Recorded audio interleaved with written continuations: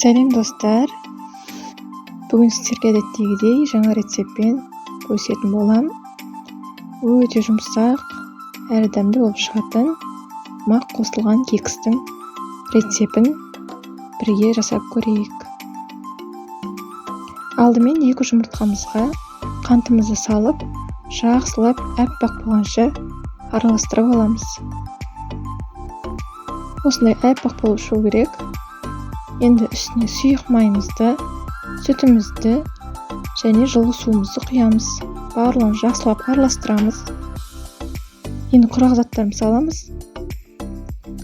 Ұнымызға разрыхитель салып, електен өткізіп саламыз. Барлығын жақсылап араластырамыз.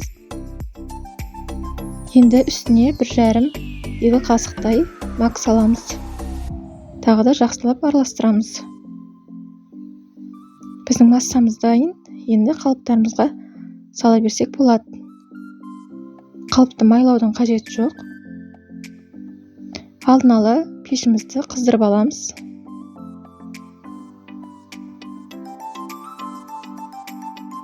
Енді пешімізге 180 градуста 20 минутта пісіріп аламыз. Міне біздің кексіміз дайын болды. Кексіміз дөңбиіп, өте жұмсақ әрі дәмді болып шықты. Кексіміздің арасына мақтан басқа варенье, не салсаңыздар болады.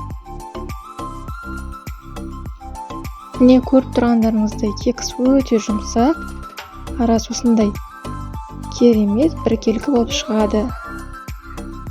Егер осы рецепт сіздерге ұнаса және жасап көрсеңіздер, лайк басып комментарий қалдыруды ұмытпаңыздар. Ас болсын.